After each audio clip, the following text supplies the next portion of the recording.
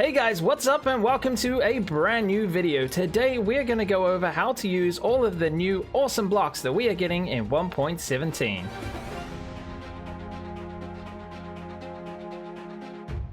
So guys, to start off, we have this jungle path here that I really quite like. So I've put a couple of jungle trees around and placed some cocoa beans on them and things, but the new blocks that we have in here is actually the block of raw copper, and we have the flowering azalea, and we have actually, if we look here somewhere, there are the new leaves, the new normal azalea leaves. So we've chucked in a bunch of different leaves, and you know what guys, the flowering azalea bush is absolutely fantastic. That has just added so much to this. So I want to go over also the rooted dirt is helpful in these little parts. It actually blends with this better than the coarse dirt does, but the block of raw copper here guys is probably fairly expensive for a path block, but it looks like a path with like leaves in it and stuff, so it is quite difficult to build with. So this is about all I came up with for this block. But yeah, as you can see, the azalea bushes really help guys. They just make everything look fantastic. So yeah, that is the little path there, just a combination of different things. You could have this jungle path leading absolutely anywhere. And I don't want to forget this little path over here, guys. We actually have the basalt and the new smooth basalt here together in a little path. And we also have placed the polished basalt on its side on the edge of the path. Just a little wee design there I thought I'd show you. Just a couple more paths here using some of the new blocks, guys. Obviously, the rooted dirt we can use anywhere we would use the coarse dirt just to get us a few extra little textures. And the block of raw iron kind of looks like cobblestone that's a bit dirty, so you could place that in your roads. Or maybe if you had a particularly dirty part of your street, you could make it all of this. But again, probably quite a expensive block to use for a path. But over here, you can see it being used again. We have the dirty cobblestone look, and it's very muddy, this path, as opposed to that one, which is like a road. This is like a little path that's got very muddy. Moving on to this little house over here, guys, we have the new calcite block.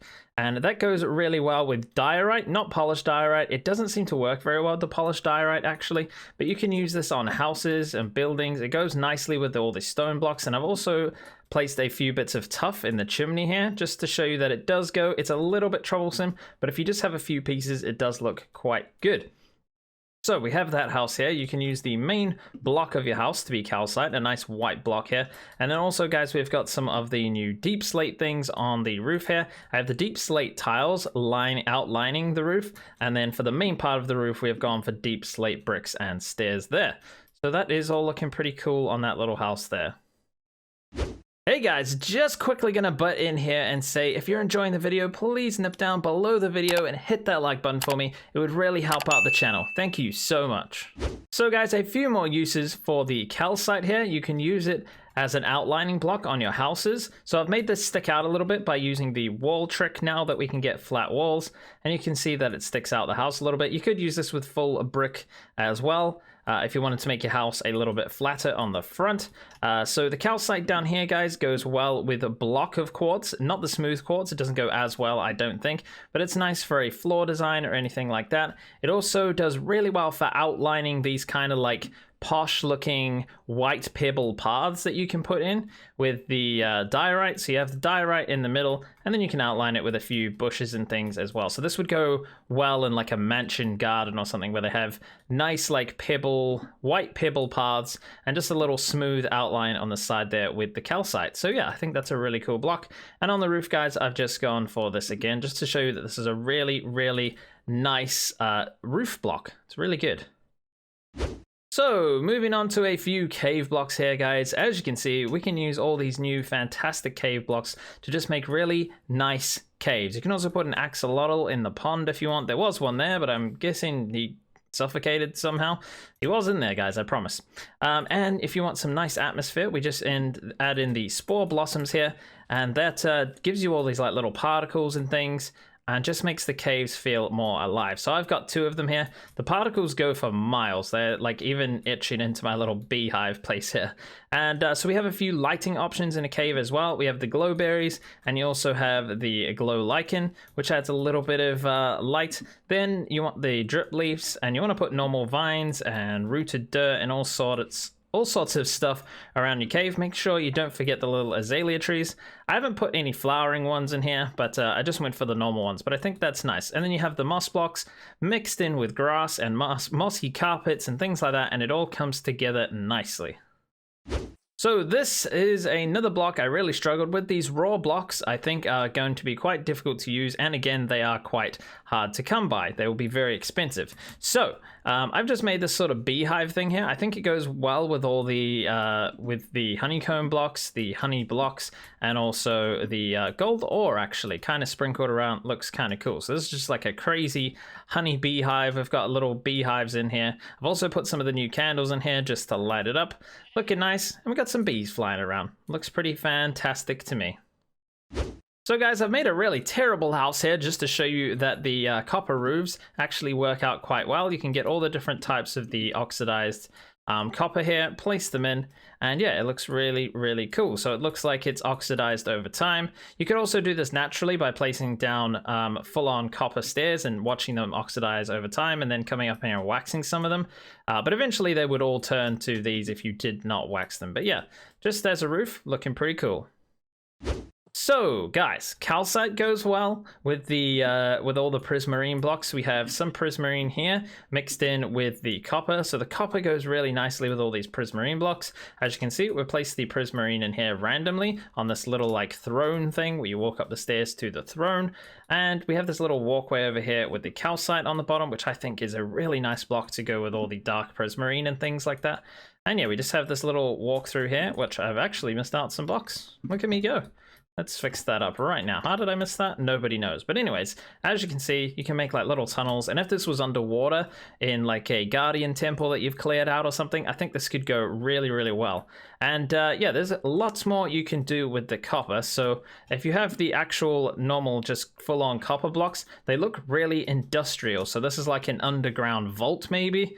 And you could have like a code to get in here or something, and you could have all these all pulled away with pistons and stuff like that. But as you can see, you just mix in some of the full oxidized and the weathered oxidized ones, and that looks really cool. So you just mix them all together. It looks old, but it looks very like industrial. I like it. So sticking with the industrial look of some of these things, you can place them on the ground, and we can also use the warped fences and the soul lanterns here, my friends, to sort of make this little like veranda thing for, you could make this into a path, or you could just have an actual like little lamp like this. I made that very close to that, didn't I? But yeah, you can make this little thing like this. You can also do it with the normal copper blocks, wax them so they don't change color, and then you can use acacia fences for pretty much the same thing. And one other thing you can do, guys, is use the lightning rods for like little poles. These all depend on which way you place them. So if you want to do how it was, you can place it upside down, or if you want that little bobble up there, you would place it there. So you'd have to take this one out and place it there so that they were the same. But you can see we can connect this up. These look like metal braces, like holding things together. You could use this for like a scaffolding type thing or anything like that. But I think that all looks really cool. Moving on from there, guys, in a factory, I haven't done a very good job of making the rest of this look like a factory, but you can use pipes. These can look like really industrial pipes that are pumping like fluids, or they're air ducts or anything like that, like out of here into the lava. And we have a water tower over here which is pumping water into the lava. No idea why. It also looks good for supports. I think it looks better with the oxidized stuff under here for supports. You can use all sorts of different things, but it is very industrial. And I thought this looks terrible, but it would just give you like a little idea. I think if this was inside a big building and these didn't look like poo, it would be very good. Quite literally poo, because everyone calls this bird poo, don't they? They call diorite bird poo. But anyway, like I said, this just looks very industrial, like air vents or big tubes pumping liquids around. So guys, last but not least, this big box of amethyst. I mean, these blocks are crazy, but it's not what's on the outside, guys. We need to go inside. That is what we want to do. Come on inside, and we have water dripping from the ceiling. So you just put water above the blocks, and you can have a nice drippy ceiling like that. We have Harry Potter floating candles, which look absolutely great in like little builds like this. So we have the amethyst all over the place. We have the amethyst buds. If you place down these budding amethysts, they're going to grow into a full-size one eventually. So be careful about where you place them. I had them in the floor before, and then I had big crystals growing in my floor. I didn't want that at all. We got a few little pots around here you can place in like warped funguses and things like that. And the azalea trees look great in a pot as well. But yeah, just the floating candles. And oh, I've missed a spot up there. Just ignore that, my friends. Yeah, you can place these crystals all over the place. You could mine these up at any stage with Silk Touch, so you can get all the different sizes. So you can have the smaller ones. You've just seen that one grow there. You can get the small ones, the medium ones, the large ones, and the full-on clusters. And if you just sort of mix them up, it looks really cool. And you know, I've got to say it, guys, the floating candles is definitely the seller for this. I think it just looks really cool. Oh yeah, and one more thing. We put calcite in the floor just for a little bit of extra. Show you where to walk, show you where it goes. This could be a really cool like cave area underground. I think you'd have to work quite a bit to get all these blocks of amethyst, but you can make a farm with these budding amethysts. So it's not too bad. You can make an automatic farm and then get lots of these blocks. It would be fantastic. And you will never know what's through that door. So guys, I hope you enjoyed this video. If you did, please hit that like button, subscribe for more awesome videos like this, and I will see you in the very next video.